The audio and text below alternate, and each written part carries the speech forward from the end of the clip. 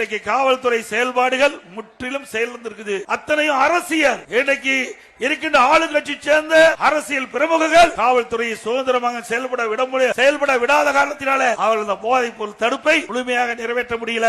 அதனால எங்க பார்த்தாலும் போதைப் பொருள் விற்பனை அமோகமா விற்பனை ஆகி இன்றைக்கு போன வருஷத்துக்கு முந்தைய வருஷம் காவல்துறை மானியம் நடைபெற்றது. அதுல 20வது பக்கத்துல திரு ஸ்டாலினே கொடுத்திருக்கிறாரு. இன்றைக்கு தமிழகத்துல கல்லூரிக்கு அருகில பள்ளிக்கு அருகில இன்றைக்கு போதைப் பொருள் விற்பனை செஞ்சவங்க 2348 பேர். அதுல கைது பண்ணிட்டீங்க 148 பேர். 2348 பேர் கஞ்சா விற்றதாக பள்ளிக்கு அருகில் கல்லூரிக்கு அருகில் கண்டுபிடிக்கப்பட்டதாக புத்தகத்தில் கொடுத்திருக்கிறாங்க. கைது பண்ணது 148 பேர். மத்தவங்க யாரு?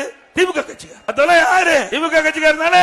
ஏன்னா கண்டுபிடிக்கப்பட்டதுன்னு சொல்லிட்டார். அவர் கொடுத்த புத்தகம் திருப்பி கேட்டார். முதலமைச்சர் அவர்களே, நீங்க கொடுக்கப்பட்ட அந்த புள்ளிவிவரப்படி இன்றைக்கு காவல்துறை மானிய கோரிக்கையில 2348 பேர் பள்ளிக்கு அருகில கல்லூரிக்கு அருகில கஞ்சா வைத்ததாக கண்டுபிடிக்கப்பட்டது என்று சொல்லி 148 பேர் தான் கைது பண்ணிக்கணும். மற்றவர்கள் எங்க சொல்லவே இல்லை. இப்ப இந்த 2 வருஷமா அந்த இடம்பெறவே இல்லை. இந்த போதைப் பொருள் குறிப்பே இடம்பெறல. இப்படிப்பட்ட அரசாங்கம் தேவையா? சொல்லுங்க.